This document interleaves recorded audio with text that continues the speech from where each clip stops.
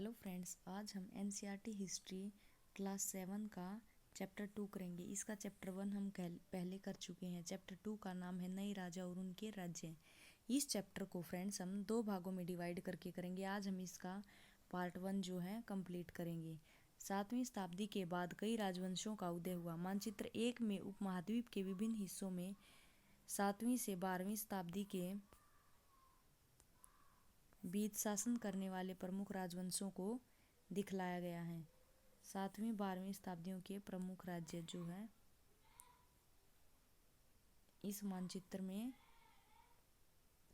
Friends इस मानचित्र में जो है 7वीं से 12वीं शताब्दी के प्रमुख राज्यों को दिखाया गया है। देखिए, गुजरात में गुज्जर प्रतिहार और ये है गुज्जर प्रतिहार। राष्ट्रकूट,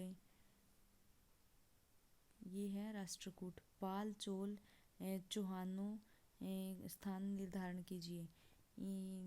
ये है चोल, चेर, पांड्य, राष्ट्रकूट, गुज्जर प्रतिहार और ये कनौज, चाहमान, इंद्रप्रस्थ, पाल। ये गंगा नदी है। इस प्रकार से इनको प्रमुख राज्यों को जो इसमें दर्शाया गया है। नए राजवंशों का उदय। 7वीं सदी आते आते उपमहाद्वीप के विभिन्न भागों में बड़े भूस्वामी और योद्धा सरकार अस्तित्व में आ चुके थे। राजा लोग प्राय उन्हें अपने मातहत या सामंत के रूप में मान्यता देते थे। उनसे उम्मीद की जाती थी कि वे राजा या स्वामी के लिए उपहार लाएं, उनके दरबार में हाजिरी लगाएं और उन्हें सैन्य सहायता प्रदान करें। अधिक सत्ता और संपदा हासिल करने पर सामंत अपने आप को महासामंत, महामंडलेश्वर का अर्थ है पूरे मंडल का महान स्वामी इत्यादि घोषित कर देते थे। कभी कभी वे अपने स्वामी के आधिपत्य से स्वतंत्र हो जाने का दावा भी करते थे। तो जो स्वतंत्र होने का दावा करते थे, इस तरह का एक उदाहरण दक्कन के राष्ट्रकूट थे। शुरुआत में वे कर्नाटक के चालुक्य राजाओं के अधीन थे। 8वीं शताब्दी के मध्य एक राष्ट्रकूट प्रधान दंती दुर्ग ने अपने चालुक्य स्वामी की अधीनता से इनकार कर दिया। उसे हराया और हिरण्यगर्भ, जिसका शाब्दिक अर्थ सोने का गर्भ, नामक अनुष्ठान किया। जब यह अनुष्ठान ब्राह्मणों की सहायता से संपन्न किया जाता था तो यह माना जाता था कि इससे याजक जन्मना क्षत्रिय न होते हुए क्षत्रिय के रूप में दोबारा क्षत्रियत्व प्राप्त कर लेगा। ये जो है एक फ्रेंड्स एक चित्र दिखाया गया है। एलोरा की गुफा 15 का भित्ति चित्र, जिसमें विष्णु को नरसिंह अर्थात पुरुष सिंह के रूप में दिखलाया गया है। यह राष्ट्रकूट काल की कृति है। कुछ अन्य उदाहरणों में उद्यमी परिवार के पुरुषों ने अपने राजशाही कायम करने के लिए सैन्य कौशल का इस्तेमाल किया। मिसाल के तौर पर कंदब, मयूर शर्मण और गुज्जर प्रतिहार हरिश्चंद्र ब्राह्मण थे, जिन्होंने अपने परंपरागत पेशे को छोड़कर शस्त्र को अपना लिया और क्रमशः कर्नाटक और राजस्थान में अपना राज्य सफलतापूर्वक स्थापित किया। राज्यों में प्रशासन। इन नए राजाओं में से कईयों ने महाराजाधिराज, राजाओं के राजा, त्रिभुवन चक्रवर्ती, 3 भुवनों का स्वामी और इस तरह की अन्य भारी भरकम उपाधियां धारण की। लेकिन इस तरह के दावों के बावजूद भी अपने सामंतों और साथ ही साथ किसान, व्यापारी, ब्राह्मणों के संगठनों के साथ अपनी सत्ता की साझेदारी करते थे। इन सभी राज्यों में उत्पादकों अर्थात किसानों, पशुपालकों, कारीगरों से संसाधन इकट्ठे किए जाते थे। इनको अक्सर अपने उत्पादों का एक हिस्सा त्यागने के लिए मनाया या बाध्य किया जाता था। कभी कभी इस हिस्से को लगान मानकर वसूला जाता था, क्योंकि प्राप्त करने वाला भूस्वामी होने का दावा करता था। राजस्व व्यापारियों से भी लिया जाता था। 400 कर। तमिलनाडु में शासन करने वाले चोल वंश के अभिलेखों में विभिन्न किस्म के करों के लिए 400 से ज़्यादा सूचक शब्द मिलते हैं। सबसे अधिक उल्लेखित कर है वेट्टी। तो इसमें जो है वेट्टी कर के बारे में बताया गया है। वेट्टी कर कौन सा है?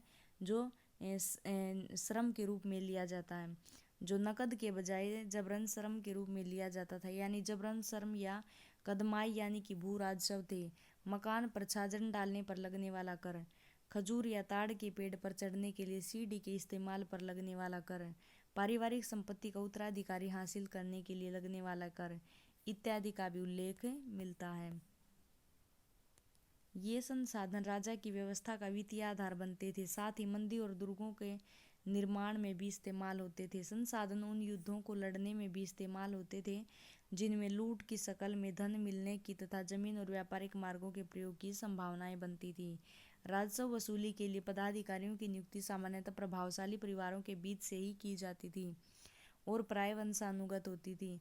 तो राजस्व वसूली के पदाधिकारियों की नियुक्ति जो है वंशानुक्रम होती थी।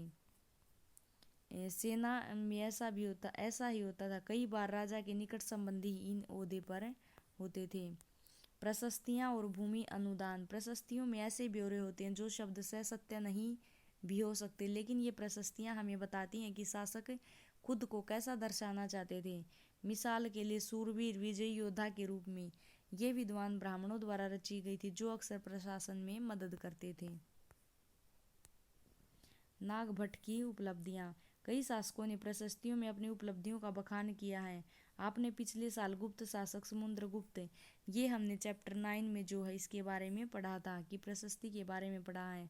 संस्कृत में लिखी गई ग्वालियर मध्य प्रदेश में पाई गई एक प्रशस्ति में प्रतिहार नरेश के कामों का वर्णन इस प्रकार किया गया। आंध्र सैंधव सिंध विदर्भ महाराष्ट्र का एक हिस्सा और कलिंग उड़ीसा का एक हिस्सा के राजा उसके आगे तभी धराशायी हो गए जब वे राजकुमार थे।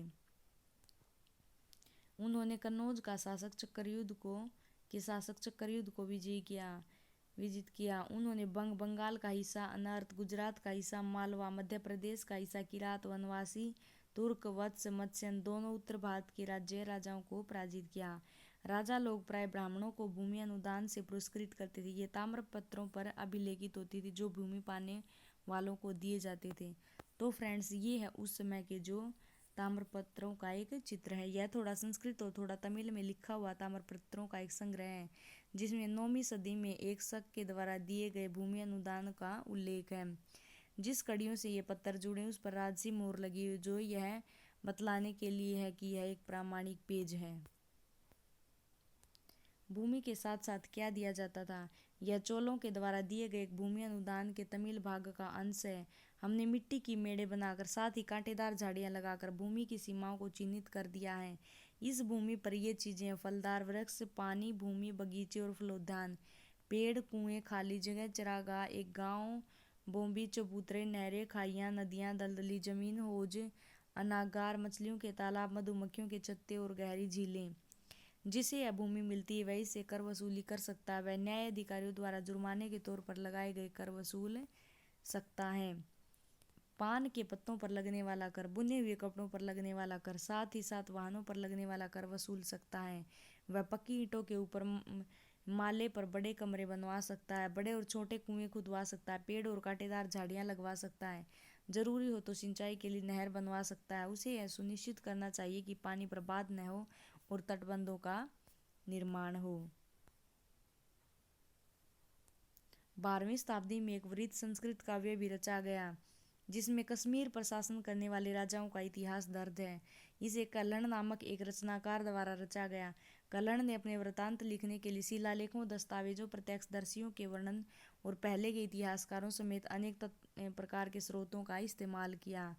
प्रशस्तियों के लेखकों से भिन्न वह अक्सर शासकों और उनकी नीतियों के बारे में आलोचनात्मक रुख दिखलाता है। इसलिए 12वीं सदी के लिए यह एक असाधारण ग्रंथ था।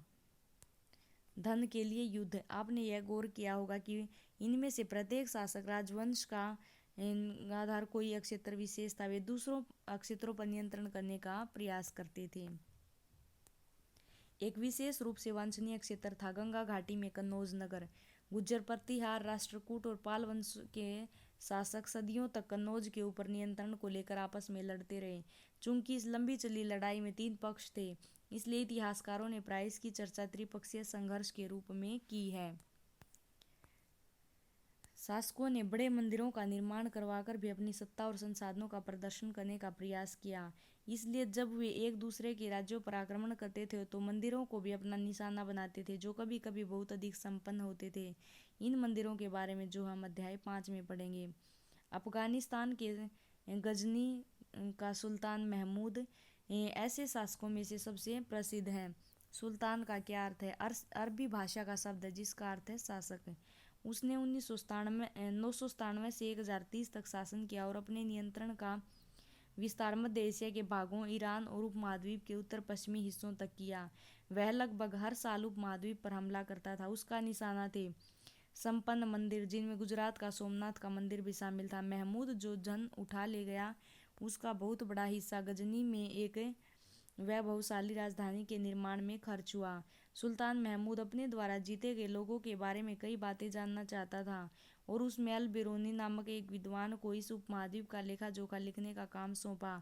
अरबी में लिखी गई उसकी कृति किताब अल हिंद आज भी इतिहासकारों के लिए एक महत्वपूर्ण स्रोत है। अल बिरूनी ने इसे तैयार करने के लिए संस्कृत के विद्वानों से परामर्श किया। युद्ध करने वाले दूसरे राजाओं में चहमान भी थे, जो बाद में चौहानों के रूप में जाने गए। वे दिल्ली और अजमेर के आसपास के क्षेत्रों पर शासन करते थे। उन्होंने पश्चिमी और पूर्व की ओर अपने नियंत्रण क्षेत्र का विस्तार करना चाहा, जहां उन्हें गुजरात के चालुक्य और पश्चिमी उत्तर प्रदेश के गढ़वालों से टक्कर लेनी पड़ी। चहमानों का सबसे प्रसिद्ध शासक था पृथ्वीराज तृतीय 1168 से 1192, जिसने सुल्तान मोहम्मद गोरी नामक अफगान शासक को 1191 में हराया, लेकिन दूसरे ही साल 1192 में उसके हाथों हार गया।